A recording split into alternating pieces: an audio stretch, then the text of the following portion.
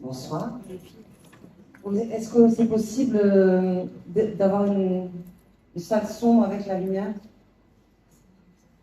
C'est un peu plus solennel. Voilà, merci. Donc, bonsoir à tous, bonsoir à toutes, de venir pour cette ouverture, cette soirée inaugurale du FIRO, le Festival international de la revue Oyapok, édition 2025. C'est un grand moment de joie annuel pour nous, ce moment d'échange entre le public de poésie en Guyane, les auteurs invités, les auteurs de la revue Oyapok, les artistes qui travaillent chaque année avec le festival. Nous allons commencer par remercier effectivement tout d'abord la DCJS qui finance le festival, la mairie de Rémire qui nous met à disposition le théâtre de Oteniu où nous sommes ce soir pour la cérémonie d'ouverture mais aussi pour la cérémonie de clôture. Nous remercions le musée des cultures guyanaises qui est aussi un partenaire très important du festival, la Bâtie qui est un nouvel arrivant parmi notre grand train de poésie. Nous remercions également la CACL et également donc, la CTG qui est notre partenaire du musée des cultures guyanaises.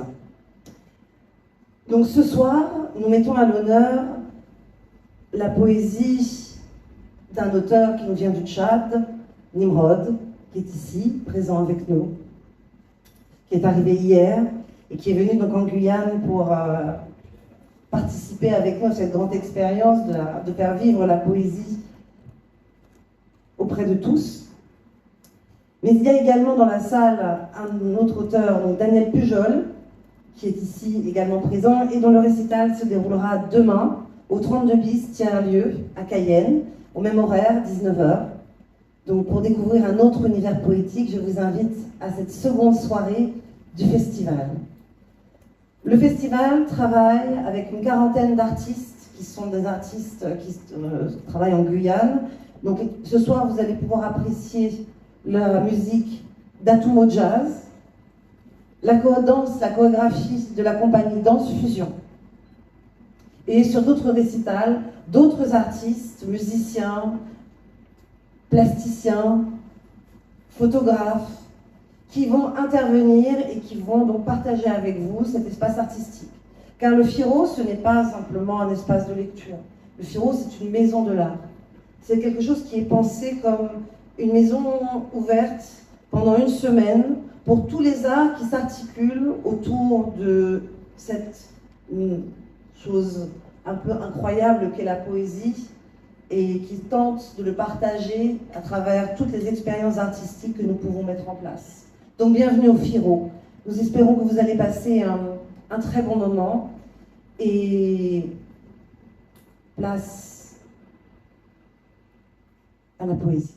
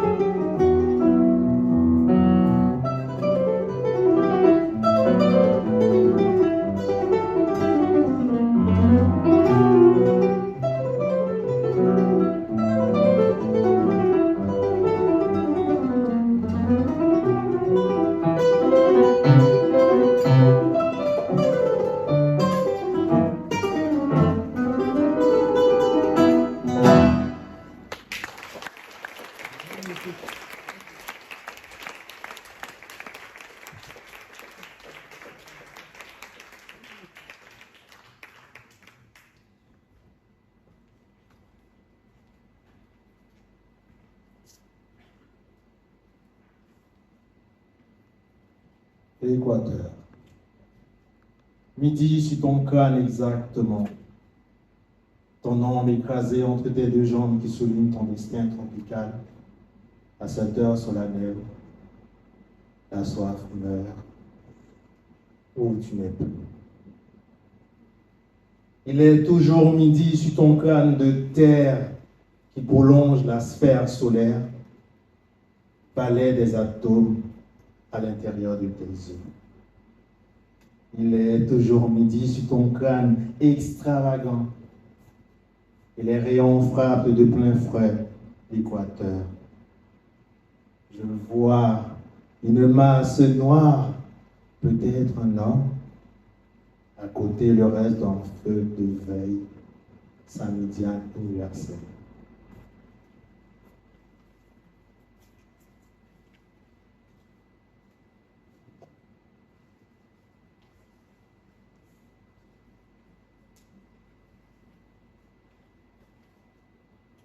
Mère, maman, la place du Père désormais vacante n'offre de prise ni à l'air ni à volonté qui contredit l'instant. Et cependant, la croix par une force bonne. Alors survient une tante bien-aimée, sa parole charmante, charmeuse, à l'image de son pagne aux imprimés sanguines. Toute fraîcheur chue sous sa taille si menue. Mère, maman, mon regard est marqué du sceau de long voyage. Étranger est-il aux choses jadis familières. Maman, maman, je pleure.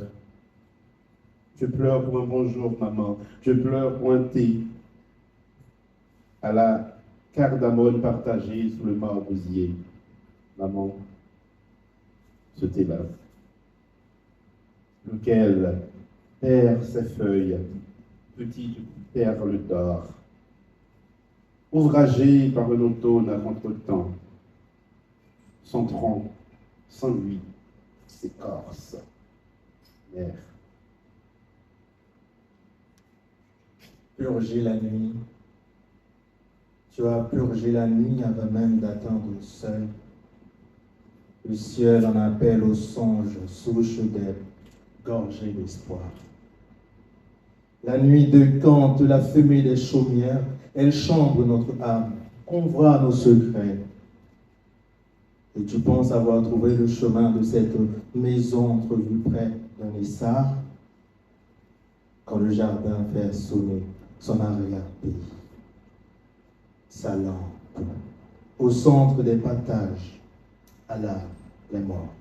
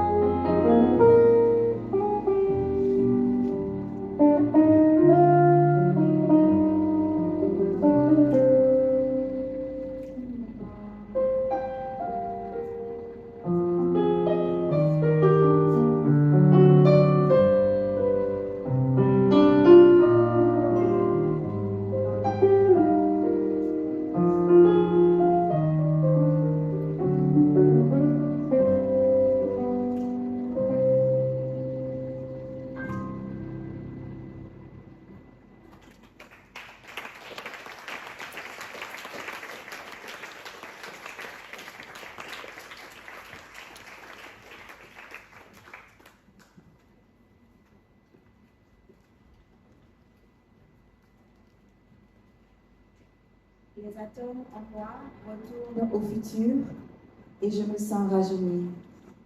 Et ce n'est nullement de jeunesse, ni d'adolescence, ni d'hormones artificielles.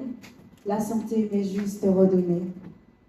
Une santé de petits pas, de petits murmures, dans le flot sanguin, son ruisseau souterrain, inaudible à l'oreille, qui cependant l'entend, puisque j'en témoigne, puisque je suis bien, puisque la santé caresse mon visage par une lumière qui s'accorde à tous mes membres, cou, bras, torse, jambes, pieds, le sourire, notre tendresse, notre vie, notre essaim de grâce. Je me revigore. Je rôde ma carcasse. Je rôde un buste à peine robuste. Il se penche, prend son élan, amorce des pas de twist à même son propre miroir. Mais les hoquets agitent déjà son torse ectoplasmique. Il se sert descendant de petits tentacules d'humanoïdes sans foi ni loi, ou plutôt, une fois de la taille d'un grain de sénévé, sans ornement ni rituel, sans catéchisme ni dogme. Un humanoïde qui l'a goutonné, qui parkinsonien, érige des pyramides. Comment me suis-je mise à la remorque de sa dégaine rampante, à la remorque de sa plaie mienne de toute éternité? Et comment m'en suis-je délivrée, sans faste et sans alcool bien frappé? Je rôde ma carcasse, je rôde des lendemains, élastique mais sans col ni rustile, et sans brûleur de surcharge pondérée. Je suis le bipède hanté par son érection, le viril toujours érectile, pauvre haineux qui soudain se retourne vers une peuplade de tripodes qui lui rappelle son bref passé. Naître, vivre et vieillir à la vitesse TGV est tout, sauf un programme. Je rôde une carcasse qui s'éroule. Je suis un bipède hanté par son érection. Je suis un bipède hanté par son érection. Je suis un bipède hanté par son érection. Mamadou Gassama.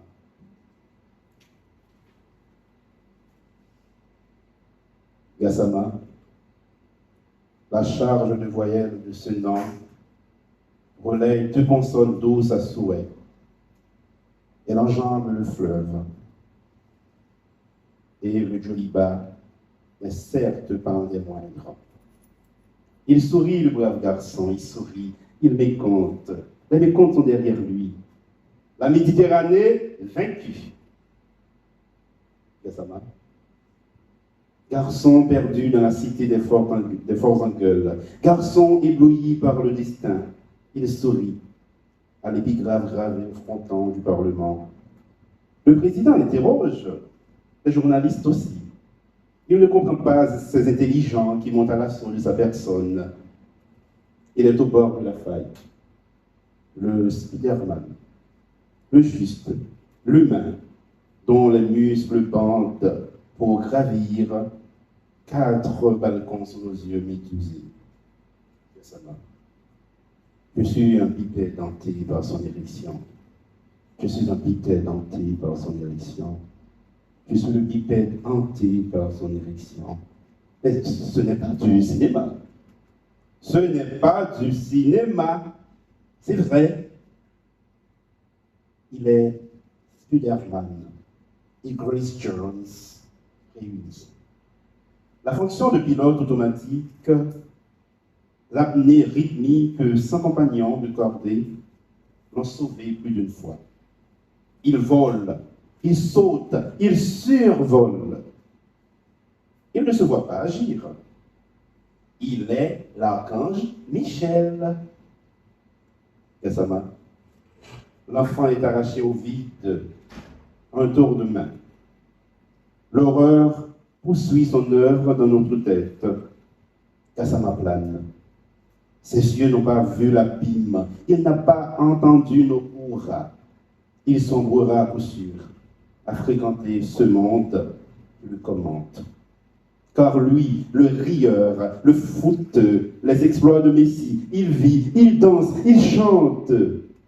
Mamadou Gassama. Je suis un bipède, hanté par son érection. Je suis un bipède hanté par l'érection. Je suis un bipède hanté par son érection. L'enfant suspendu au balcon, c'était le bout de son nez. C'était toutes ses sœurs, en Libye, contemplées impuissant, quand il était captif comme elles, des milices, et odieuses et rivales. Il les secourt enfin sa liberté, retrouvée à la force de ses bras, sous le ciel de Paris et les souvenirs d'Italie. Le Sahara, c'est la lune cueillie chaque matin, mais le cher enfant, il cueille en 20 secondes. Voici le temps, mes chers amis, voici le temps du rachat, le temps de l'amour. Gassama, c'est 1, 2, 3, l'élan des vœux exaucés. Je suis un bipède, hanté par l'érection.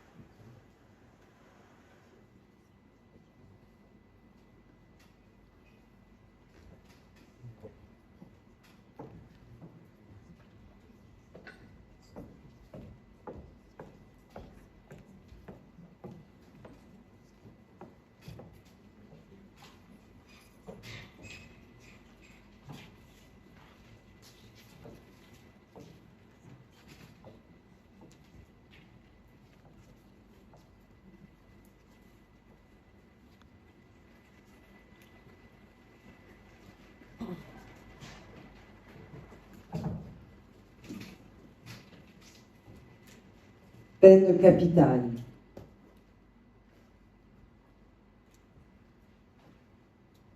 Désespérément, elle se traîne. Le soleil est un peu trop fardé pour un enterrement de pauvres gens. On te volant tout ici, ton argent, ton âme, ta maison. Car de la ville poubelle, tu ne connais que l'intervalle où le plastique vient échouer comme une nuit de corbeaux.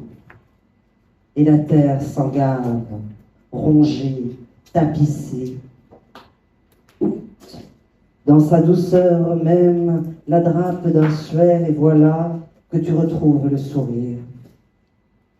Cette vie si lâche. La vie est bien lâche d'accorder tant de crédit à la vie. Mais ce n'est pas sa faute. C'est la faute à personne, d'ailleurs. Hier, c'était le 11 août. Un tel défilé d'armadas inutiles, tandis que nos rues charriaient, charonnent, chats crevés, bouteilles plastiques, et pour toujours, et pour rien, et pour toujours, et pour rien. Désespérément, elle se traîne. 15 minibus, comptaient chacun 23 passagers, ce qui donnait 345 en tout sur une surface d'à peine 30 mètres.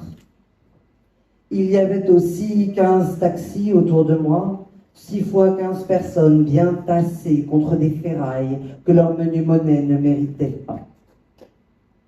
Il fallait aussi ajouter 15 motos japonaises et chinoises et autant de voitures, de camionnettes qui passaient à vive allure sur l'asphalte disputé par 1000 klaxons, 1000 fumées âpres, étirées sur 1000 ans. Délire majuscule et humain cependant. Et même pas des humains, et même pas rance ni d'errance n'eût été cette odeur d'essence et de combustion machinique. Le désordre organique, le décervelage traumatique qui vous ôte jusqu'au désir d'habiter, d'être et de désêtre. La force transitive qui est le point sur le i. Désespérément, elle se traîne. C'est quand le soleil est au zénith qu'elle ment le plus outrageusement. Au-dessus de l'immeuble de la DEAC et de ses aluminiums étincelants, hautain comme une nouvelle Babel, plutôt beau, plutôt aimable, brun cerise par alternance, climatisé, qu'il va de soi. Sa propreté est requise pour me distraire de la laideur ambiante. Mais c'est un répit de courte durée. Je ne sais quel aveu de mon père lui appliqué qui trouvait à une certaine fidélité des motifs d'angoisse. La laideur est notre pain quotidien. La laideur est du plastique, noir, tapis de corbeaux, cortège de corneilles, carcasse de freux sur l'éternité des jours. Les soirs de visite à ma petite sœur au quartier d'Ambé sont une manière de fête. La tombée de la chaleur, déjà 5 degrés de moins, désenclave une faune humaine déraisonnablement parquée sur terre de braise. Jadis, quand elles étaient vertes, on y faisait prêtre le troupeau, puis elles sont devenues un marché à bestiaux. Au crépuscule, le quartier révèle d'inavouables ressources. Le bitume est envahi par la jeunesse. C'est le trafic. On prend de l'air, on achète du pain, des légumes, de la farine. Le boubou organise du mou autour des corps secs et austères. Le désir fait éclater le masque de leur visage, l'éclat de leurs yeux, tient, contient, soutient un bonheur fragile, un espoir insensé. Où vont-ils? Vers quelle ère, quel asile, chez qui, mais avec qui? J'imagine qu'ils savent où ils vont. Le soir est assez magique. Il inscrit la beauté sur la cesse des maisons. Cyclistes, motocyclistes, taxis, voitures, camions, gros porteurs. Et le bataillon de marcheurs attend, donne de l'unique route moderne une vie bouleversante. Les tombent, tombent, tombent, tombent. Ainsi martèle l'horloge chinoise attachée à nos pas, c'est désespérément suave. 3 filles viennent vers moi, 3 aiguilles de l'horloge cosmique. Celle du centre est belle à ravir. Sa tunique aux couleurs automnales s'accorde parfaitement à son teint. Ses yeux en amont sont un ourlet de jet, au-dessus d'adorables pommettes. Elle a un joli petit nez et une jolie petite bouche, qui découvre une dent en or, laquelle fait sonner la lettre K, si nombreuse dans la langue qu'elle parle, comme le rehaut de son être. Les tons, tons, tons, tons.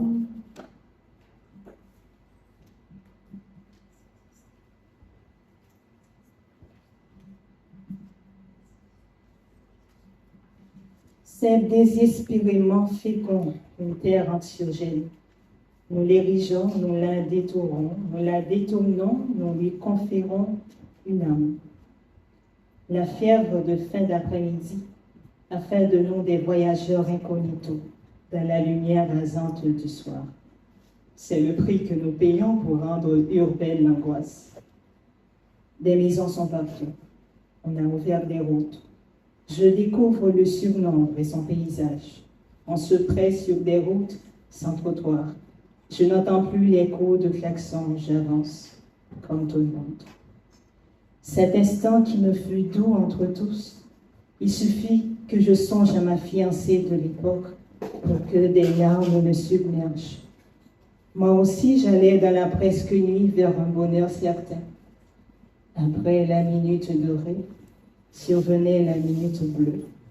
Je retenais mon souffle car les lampadaires y inscrivaient leur empreinte, qui était bleue elle aussi. Un bleu qui allait s'éclaircissant. Au bout d'une nouvelle minute, il faisait danser les enfants.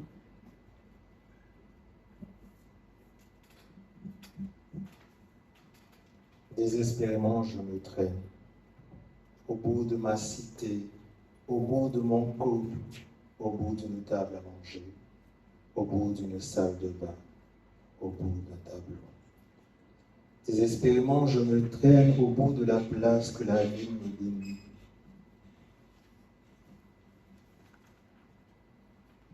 Ce n'est pas ma faute d'avoir cherché à l'assainir. Dans le cimetière où dort mon père, les plastiques s'annonçaient, des noirs, un peu de blanc, et la terre ocre prolonge les pastels.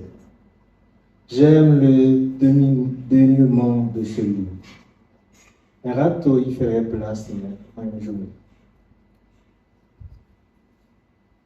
Tout ce que la terre réclame ici, c'est elle-même. Un sol meuble, stérile en apparence, mais ce que l'herbe recouvrira aux premières pluies de l'hivernage. En attendant, le ciel gueule dans un bleu sans bavure. À la nuit tombée, les étoiles presseront par-dessus les tombes. Désespérément, elles se traînent de terrain vague en terrain vague. Elles multiplient des vagues à l'âme, comme un ingénieur du néant. L'ange de l'Apocalypse est malin, qui sourit de mes métaphores. Dormir enfin avec les fleurs de lis, avec les paupières, la soif filée à l'infini, violent de mon âme.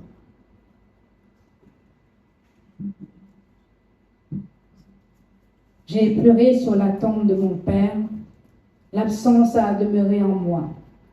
C'est une douleur portative, conforme à l'espace nu, sans charme, presque sans mémoire. Le vent la caresse, Des oiseaux voluptueux m'ont conduite à la porte de la maison de ma sœur. C'était midi. Personne ne parlait. Et pourtant, ma sœur, entourée de ses 10 gosses, riait. Comme une jeune fille en fleurs, et la veuve de mon neveu et ses 11 gosses riaient d'elle aussi, comme de son beau visage de Madone. C'est fou l'apaisement ressenti hier dans le voisinage de ma mère.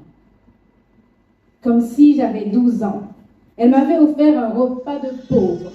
De la pâte accompagnée d'une sauce de poisson au gombo assaisonnée à la fleur de sel. Ça avait le meilleur goût du monde. Assurément, j'avais 12 ans hier soir.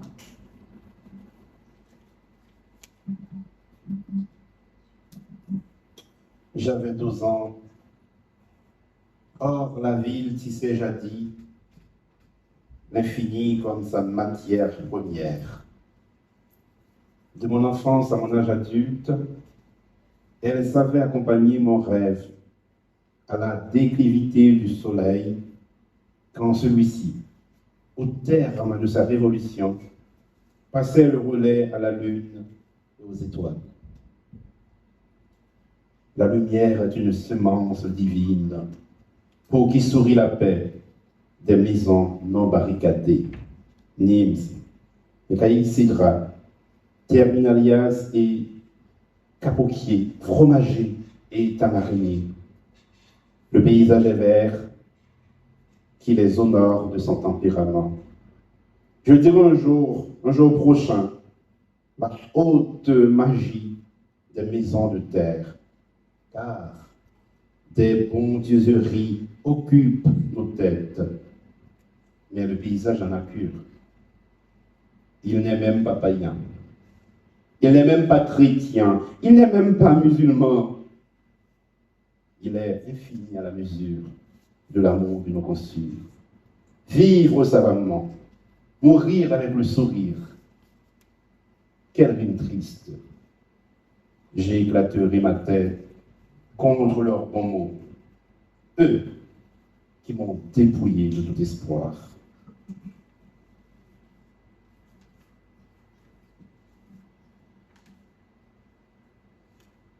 De toute quête et de toute métaphore.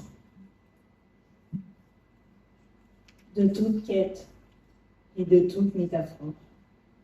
La poussière, l'océan, les étoiles, Ulysse, Saladin, Nils, les rivages, les côtes, l'horizon, tout me sont refusés à jamais. On ne me dira même pas juif errant, ni coulis indien, ni sale chinois. Je suis la dernière figure de l'homme. Je suis le trépassé de Lampedusa. Je suis le fusillé de Ceuta et de Melilla. Je suis le naufragé de Gibraltar, de Malte, de Sicile. Je suis le vendeur à la sauvette de Rome, de Venise, de New York et du Trocadéro. Je suis la manière noire de Vienne. Je suis la dernière figure de l'homme.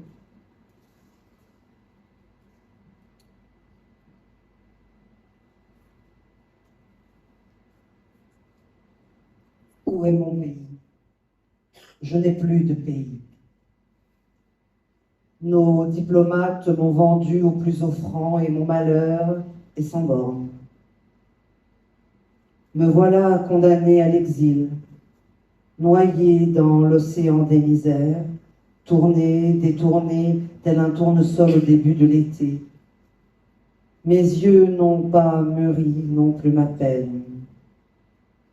Je suis l'enfant dont le regard a séché au bord du chemin, comme les blés dans la Beauce et comme la luzerne en Picardie.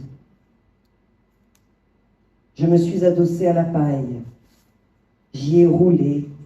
C'était des piqûres et du soleil jusqu'au fond de mon âme. Ah, ces chagrins d'amour dont on ne guérit jamais. Fallait-il que des négriers s'en mêlent, issus de mon sang, de ma peau, de mon âme? Le ciel est fêlé, qui fait écho, à mes remords.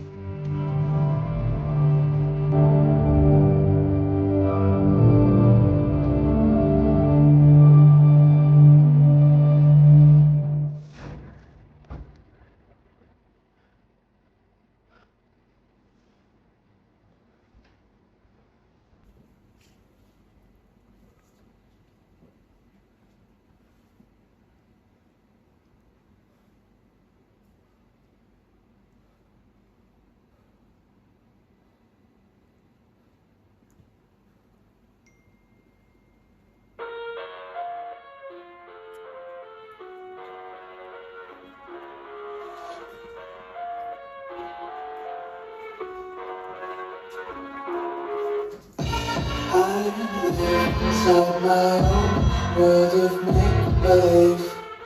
Kids screaming in their cradles, profanities. I see the ice clouds riding pink and white. Cross all the ones who cut my cries and watch me weep.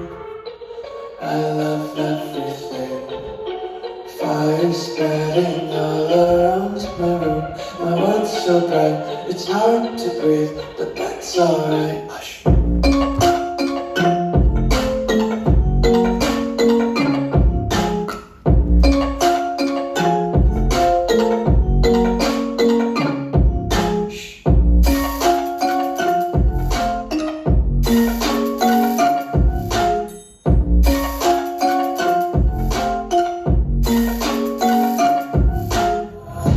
Take my eyes open to face reality.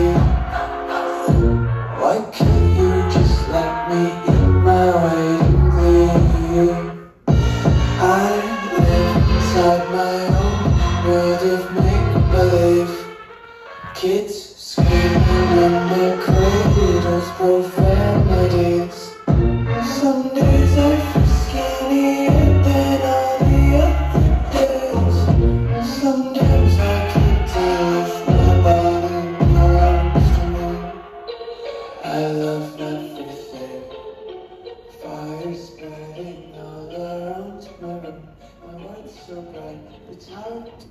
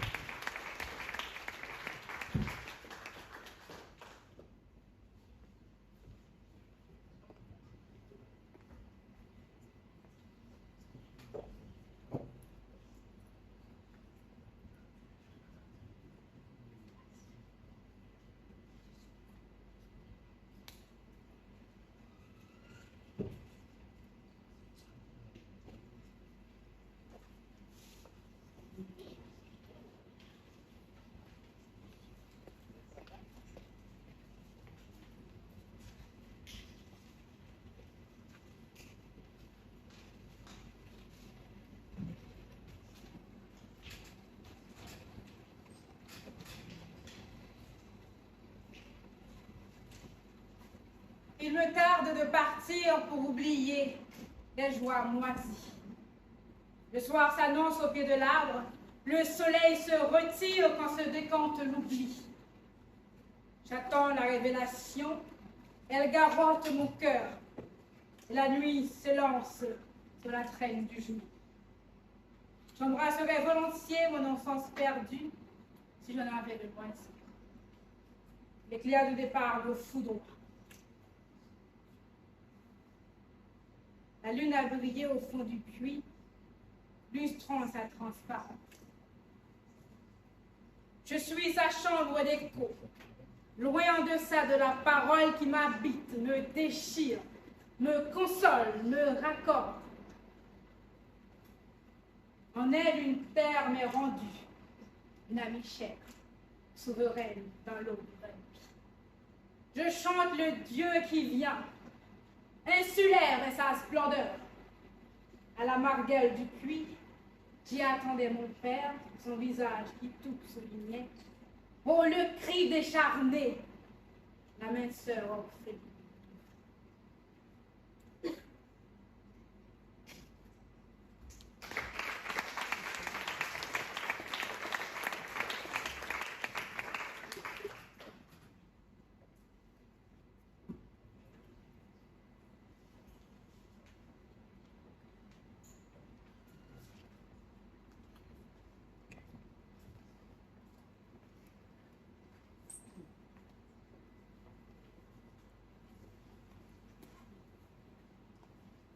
Ma ville, prime sautière, je l'ai connue plus heureuse. Même déjà je souriais comme les paupiers à 8 heures. La matinale de la sagesse qui faisait lever papa lui inculquait son allure, sa posture, comme quand survenait la saison de la soudure, ses arachides, ses maniocs. tel un panier rempli à ras-bord. D'où lui vient à présent ce goût de la plainte, d'où lui vient ce goût des jérémiades, d'où lui vient cette espérance magique qui emplit son cœur de ses rêves, d'où lui vient ce goût du sort, d'où lui vient l'or des illusions plus assommantes que les ivresses pétrolifères, d'où lui vient ce goût de l'attente, plus vénéneuse que la tristesse. Après que j'eus envoyé ma demande au géologue, demande en vue de me faire pousser, je me tournai vers le duc, le suppliant de me venir en aide. Je n'avais pas un surveillant, je n'avais que ma femme.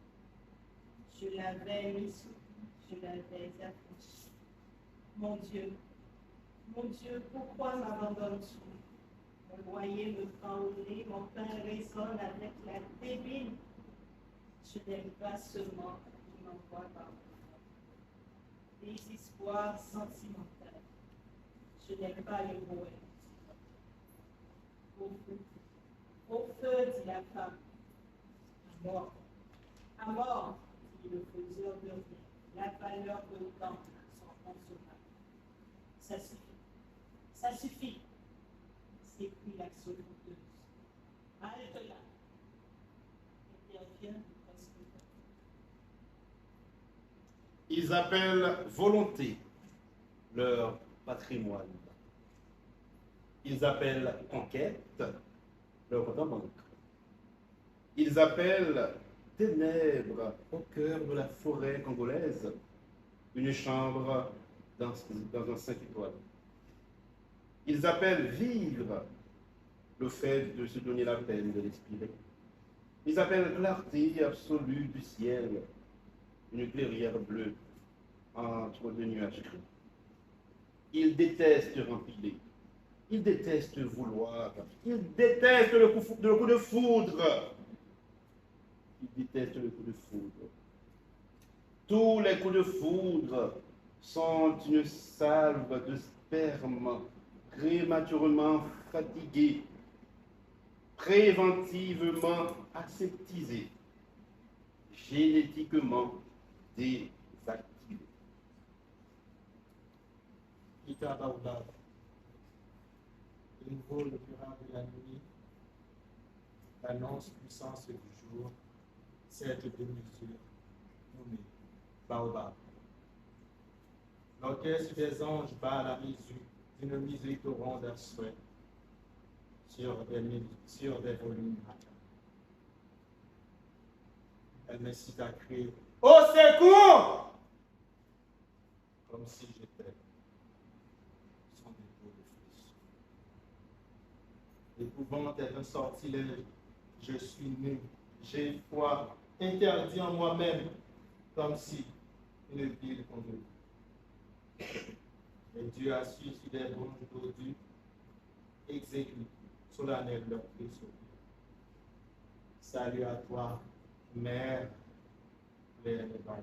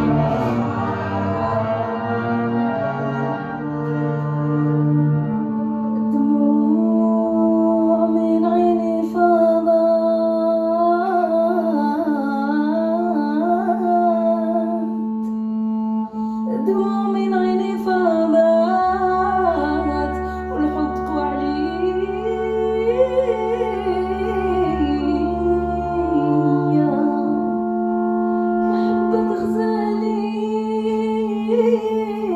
في قلبي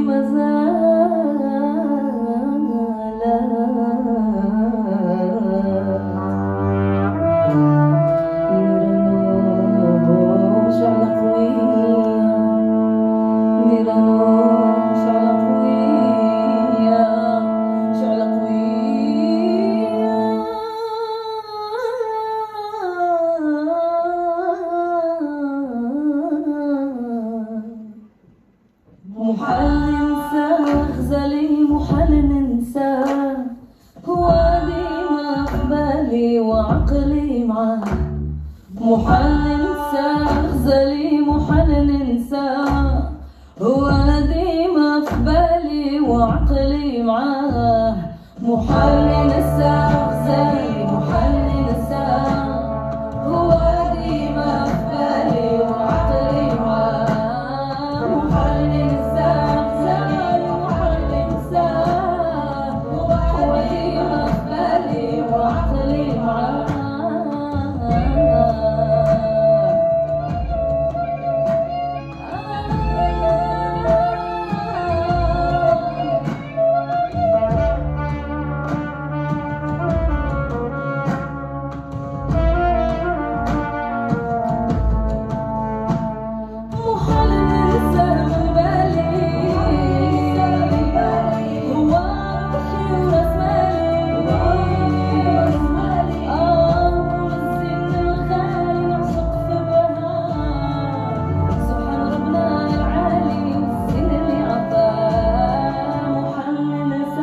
غزالي محال ننسى هو ديما في بالي وعقلي معاه محال ننسى غزالي محال ننسى وديما في بالي وعقلي معاه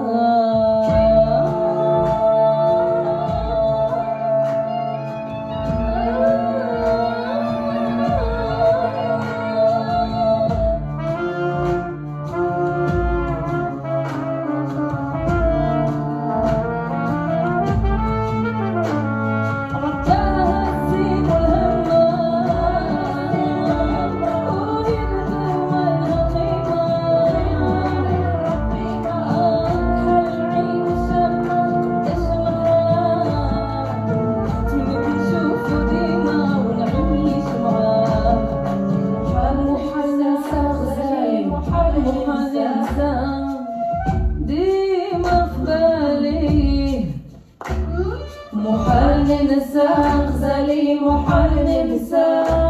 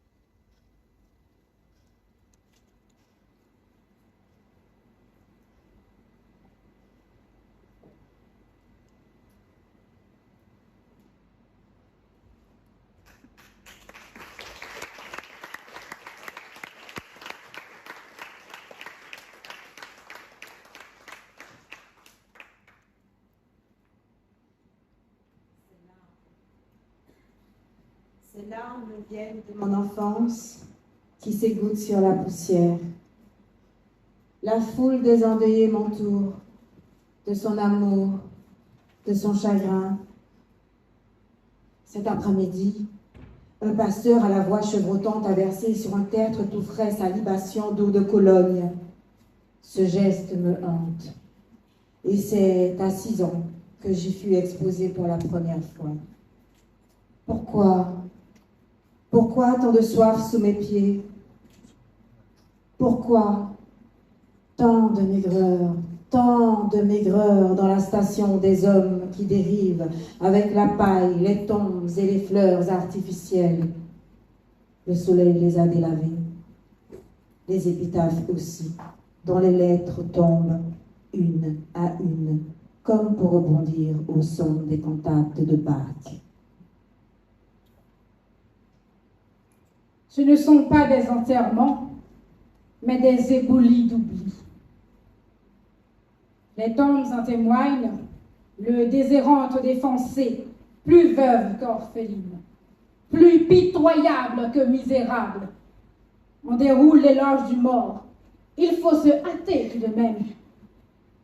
La douceur est le lot des vivants qui nous presse de revenir à la maison. Mon âme est restée au cimetière, figée dans le sable, tandis que le quartier se refait léger dans le souvenir du mort. Je glisse vers le grand invisible.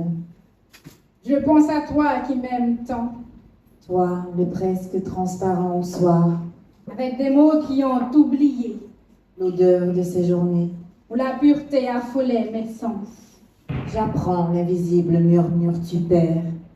Et voilà que tu remets sur leur séant 2 épitaphes.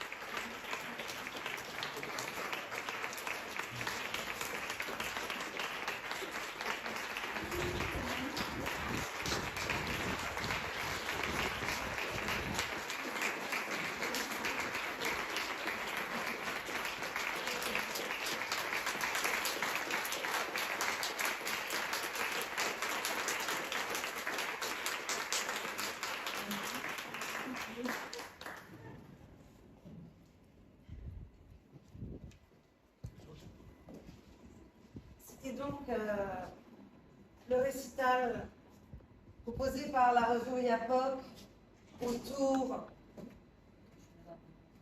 de l'œuvre de Nimrod. Ce soir, nous avons lu des extraits de 4 de ces recueils. Le premier, c'est donc Anniversaire, Zépak et cadeaux. Ensuite, nous avons lu un extrait de son recueil Babel, Babylone. Puis, nous avons lu Petite lumière de la mer nature. Petit éloge de la mer nature. Et de lumière nature, pardon. Et le dernier, bien sûr, c'était Pavane pour le cimetière de Delbé. Donc, à présent, donc pour la dernière partie de la soirée, nous allons vous proposer donc à Nimrod de lire, de vous lire certains de ces textes. Et après, vous pourrez avoir un échange avec l'auteur et aussi intervenir auprès des artistes de cette soirée. Donc, nous allons chercher quelques lectures.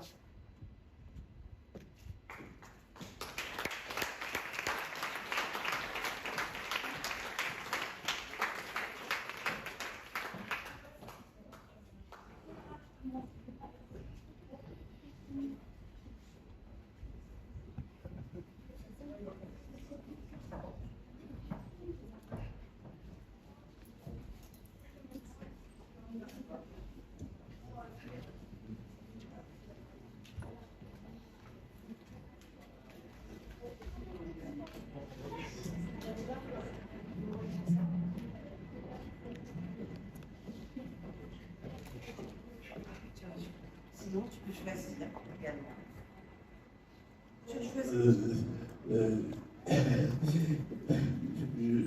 Je bafouille, vous comprenez donc l'émotion. Non, je voulais te remercier, chère Alexandra, de cette invitation et de tout ce travail-là. C'est à peu près comme le travail de l'écriture. Non, ça en est même l'équivalent. Surtout que vous êtes plus rapide et plus doué que moi, parce que je mets au moins 10 ans, parfois 30 ans pour faire un recueil de poèmes. C'est pour ça que j'ai si peu de recueils. Et donc, non, ces genres d'hommages, bon, on en reçoit 2 ou 3 dans sa vie. Hein. Donc, je puis modestement te remercier vraiment du fond du cœur. Les musiciens, je ne sais pas qui a fait la mise en scène, ou vous étiez plusieurs à faire la mise en scène. Tu n'as pas dit un mot, tout se tient, et merci vraiment du fond du cœur. Non, je vais lire juste pour que vous entendiez ma voix, mais je ne vais pas encore alourdir cette belle séance que nous avions eue.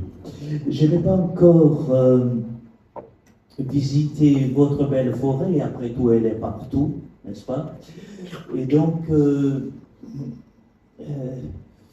je suis essentiellement un poète des arbres, de la poussière, de la pluie, ce qui fait que les Africains me disent que je ne suis pas un poète africain.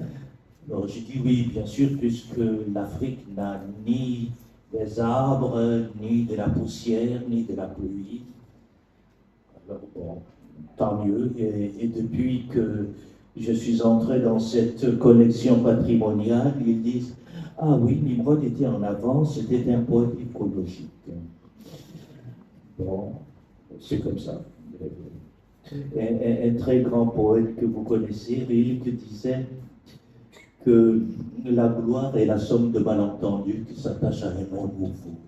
C'est la première phrase d'ailleurs de sa biographie de Rodin. Et c'est vrai que c'est ça. Plus vous commencez à être connu, plus on écrit n'importe quoi sur vous. Voilà. Alors donc je voulais prolonger juste parce qu'il faut que j'écrive vraiment pour vos arbres ici. Juste de les voir à la descente d'avion et tout à l'heure, en tournant autour, et Alexandra m'a amené à la mer tout à l'heure sur une plage. Non, ça, comme disait Nina Berberova, ça aussi, ça vaut la tour même. Donc, il faudra que je fasse. Donc, je ne vais pas répéter. Ah oui, j'avais un petit programme. Je vais quand même montrer le petit garçon dans son paysage, parce que le Tchad, comme vous savez, c'est un pays très très sec. Et voilà comment un garçon comme moi s'y promène.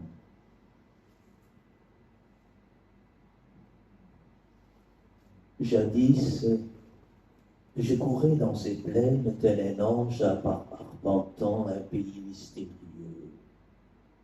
J'accueillais un poème, jeune, fort, fiévreux, et comme le désir, il voulait mourir de bonté, le pas égaré sur la glaçure de la lune, ce pas qui, de précipitation, ne savait plus où aller, sinon là-bas, cette quête là-bas qui ne disait mot, ne disait rien, hormis le nom de l'aimer. Le temps endurait l'effort, ainsi allais-je en ces plaines de ma ville natale, juste au-dessus de Dembé, pour m'emplir d'espace, au-dessus, en dessous, des acacias parasols. Le champ y était toujours à l'amble. Il suivait un fil d'étrennes jusqu'aux grottes argentines où les dieux se reposaient d'un soleil à bout de course. Le vent se levait, ses travaux toujours recommencés. Le chant de laitière à trône, l'éolienne par-delà la léproserie, le crépuscule d'entambier, car la grâce, oiseau magnifique, recevait et donnait au poème. Je cherchais à étreindre son ouvrage, il me prenait au cœur tel un fil à tisser et tel un corps de métier à lui tout seul qui me laissait immobile, car ni père, ni mère, ni oncle, ni tante ne l'ont pratiqué sous ce regard mien prompt à se palmer. Il cherchait alors qu'il sentait, il palpait alors qu'il glissait à travers des mots pris dans la glu du désir. Toujours, j'étais toujours porté ailleurs. Les livres criaient derrière moi, là-bas, à la maison où je les avais lissés. J'étais aux prises d'un grain de sable, le croissant de lune, le calcidra, ou encore le Nîmes dont le fruit résumait le nectar de tous les voyages. Je termine, parce que, comme je vous ai dit, ça ne vaut pas la peine de traîner autant.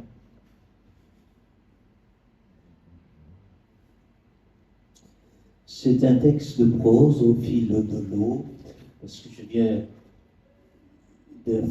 d'une famille de marins pêcheurs d'eau douce.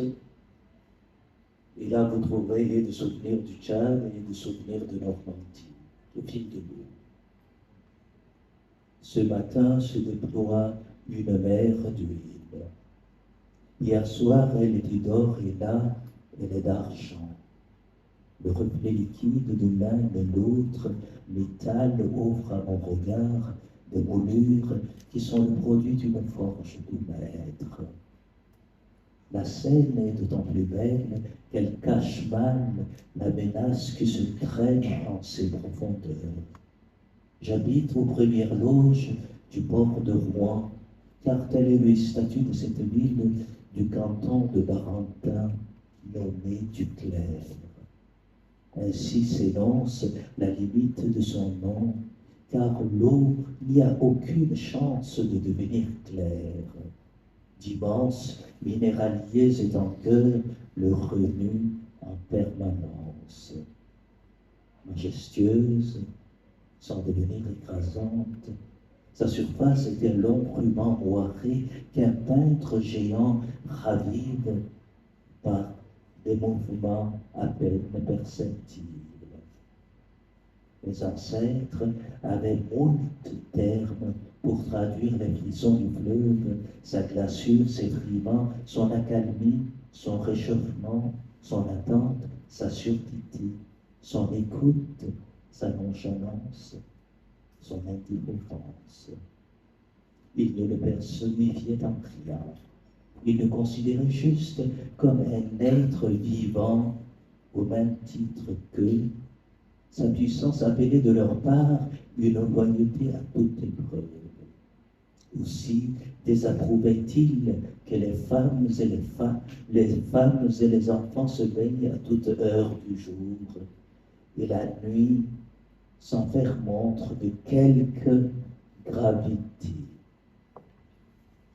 et en conséquence, leur humeur se manifestait par de rappels à l'ordre bougons et maladroits. Je vais m'arrêter ici parce que le texte est encore plus long. Pour vous remercier d'être si nombreux là, les musiciens, j'espère qu'ils m'écoutent, parce qu'entre le jazz, le flamenco, la musique savante espagnole ou arabo-andalouse, il y avait tout. Il y avait le bonheur. Merci beaucoup. Wow.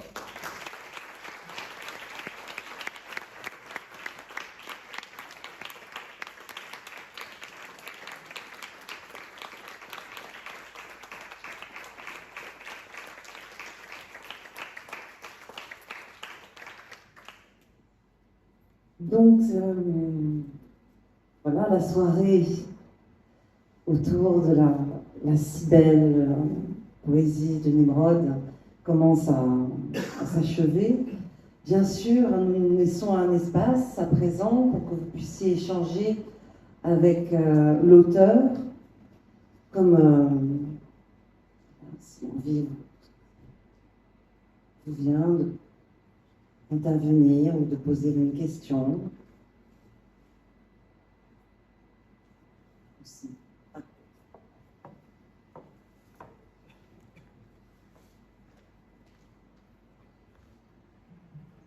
Monsieur, encore merci de votre présence et de ce bonheur que vous venez d'offrir. Vous avez, madame, également permis vraiment de rassembler les paysages. Vous avez fait parler un saut peut-être, et puis le arbre ici, de notre pays, de notre région du monde. Moi, ma question, c'est quand la force du langage, vous avez une langue, qui, d'après ce que j'ai cru, une langue savante où vous hésitez, pas que vous hésitez, mais entre cette langue du texte, parce que je crois que vous êtes une famille de théologiens, votre père est pasteur, je crois. En quelle limite vous avez la force des mots pour travailler ce langage? Qu'est-ce qui vous est tombé dessus pour pouvoir faire monter ce, comme vous voyez, les messagers disaient par des mots qui remontent comme un volcan et qui. Comment vous avez. En quelle limite vous avez saisi cette force pour pouvoir donner toute cette parole?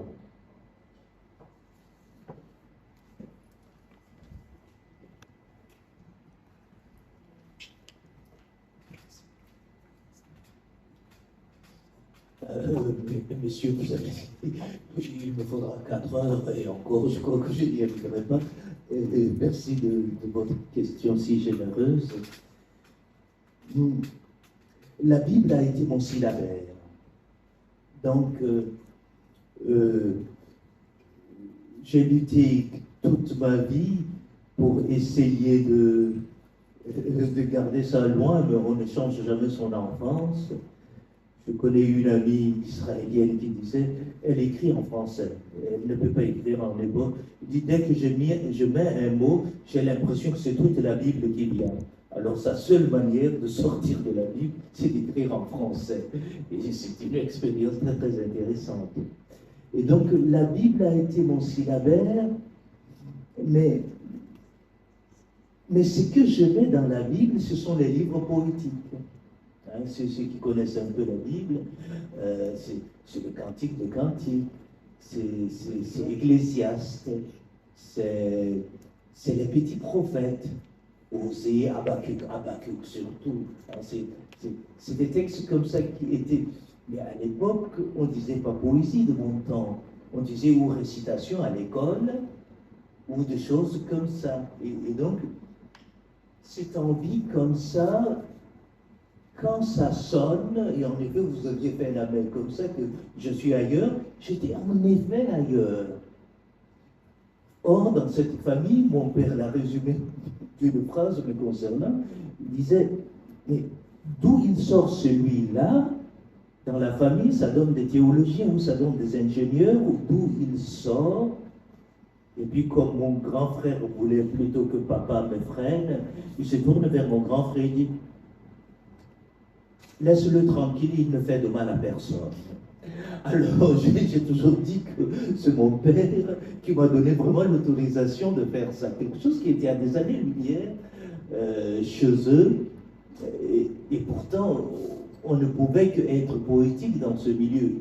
Je cumule les minorités, je viens d'une tribu très très minoritaire, avec une religion minoritaire, avec une langue minoritaire.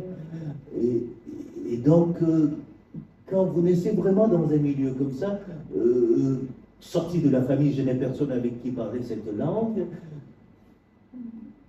je me suis toujours survécu en parlant la langue des autres. La langue des autres, c'est mon identité profonde. Alors que les gens qui sont majoritaires, leur langue, ils croient toujours être eux. Non, quand tu es minoritaire, il faut toujours que tu composes. Il faut toujours que tu composes. Donc, dans cette minorité, le christianisme, notre christianisme, était encore minoritaire. C'était le christianisme luthérien. Alors, d'où vous avez entendu Bach ici partout, j'ai chanté les cantates de Bach sans savoir que c'était des cantates de Bach. Donc, des choses comme ça. Donc, ce qui fait que on ne sait pas vraiment me classer. Je suis entraîné depuis l'enfance, donc je m'en colle pas mal. D'où à peu près ce que vous entendez là, ça me dit assez. C'est-à-dire des choses souvent plutôt inattendues, parce qu'on a toujours des préjugés. Un Africain, ça le fait comme ça. Donc, oui, je ne rentre pas dans cette case, ça vient de cela. Je n'ai pas vraiment répondu parce que votre question est trop vaste. Mais voilà à peu près ce que je peux dire là-dessus.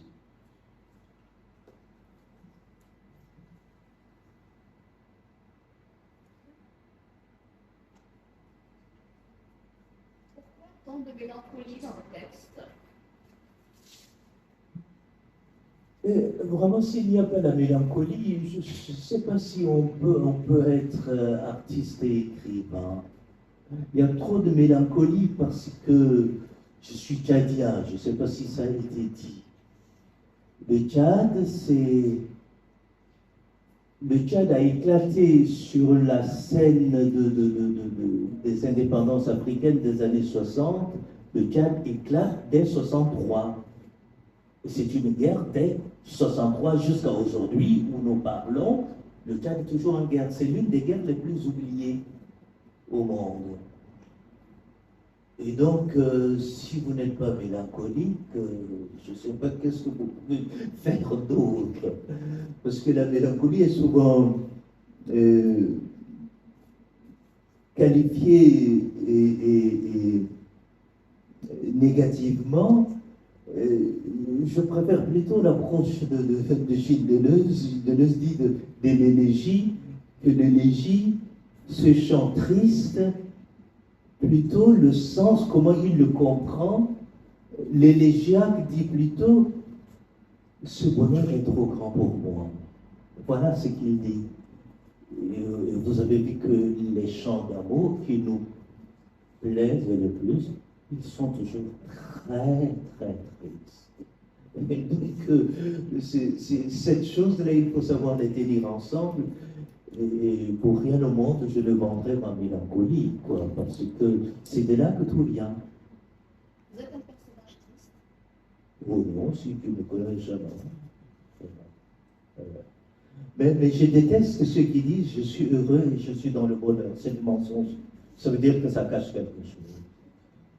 Voilà.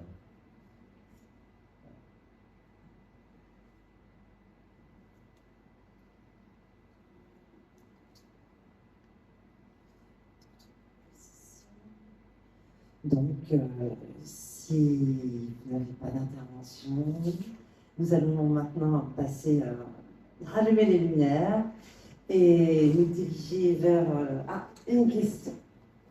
Vous avez dit parler une langue très minoritaire. Est-ce que vous avez déjà écrit dans cette langue et est-ce que vous auriez le plaisir de nous la faire entendre?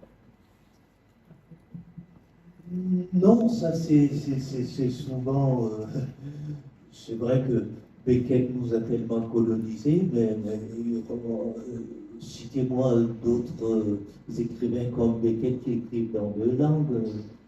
Ça n'existe pas. Déjà écrire dans une langue, quel calvaire. Et écrire dans deux langues, c'est une chose impossible. Je peux traduire parfaitement dans ma langue, mais je ne me suis jamais exercé à écrire dans ma langue. Ce qui serait très très difficile, surtout depuis que j'écris, parce que je ne pense pas vraiment dans cette langue, je pense en français. Donc, c'est d'ailleurs pour ça, j'en profite peut-être, puisque ceux qui sont lettrés nous balancent toujours à la tête l'exemple de ce grand écrivain Kenya qui vient de mourir, Wationgo, James, il ne l'utilise plus, mais comment il le dit déjà? J'oublie le nom qui sert de prénom. Bon, je dis son patronyme Wationgo. Il prétendait qu'il écrivait un Kikuyu. En fait, il mentait complètement. Il écrivait en anglais et il le traduisait en Kikuyu. Donc, vous voyez, c'est souvent comme ça. Et encore, puisque j'avais commencé par Beckett, essayez de lire les textes de Beckett en français et en anglais. Vous verrez que ce n'est pas le même texte. Il le réécrit en anglais. Et dans des difficultés considérables. Nous connaissons évidemment En attendant Godot, mais lisez En attendant Godot en anglais, c'est autre chose. Vraiment. Tout est comme ça. Donc,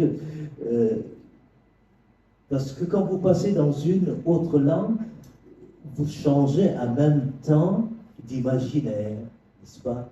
Donc, c'est pas des choses aussi fluides que ça. D'ailleurs, c'est ça le grand truc de l'écrivain. Quand vous lisez son texte, vous dites, oh, mais quelle fluidité. Comme le cinéma nous l'a montré souvent, il écrit comme ça d'un jet, il relit, il trouve que c'est mauvais, il frappe, il le jette dans le corbeil à papier, il va à la fenêtre, il tire sur une clope, et il revient, il écrit, voilà le chef-d'œuvre. Non, c'est connerie, c'est absolument pas du tout comme ça. Moi, chacun de mes vers, si je n'ai pas beaucoup peiné, c'est 30 brouillons. Sinon, si j'ai peiné vraiment moyen, c'est 50 brouillons. Pour une page, hein, pour chaque page, c'est comme ça. Je me souviens même d'un poème, j'ai dû mettre 6 ans à le faire, et donc je me suis permis de compter pour 6 pages, hein, un poème de 6 pages. Ça faisait 253 pages de brouillon. Donc pour faire un livre, vous attendez pour tout. Je leur souhaite du bonheur, ceux qui s'occuperont de mes archives. Donc voilà, donc tout cela, jusqu'à ce que tu te dises, oui, quand même, là, ça commence à couler. Donc ce n'est pas des gestes comme ça. Alors, tous les mauvais écrivains et les mauvais artistes, ils disent, oh oui, je l'ai fait comme ça. N'écoutez jamais, ça n'existe pas. C'est du boulot. Voilà, c'est ça comme ça. Merci beaucoup.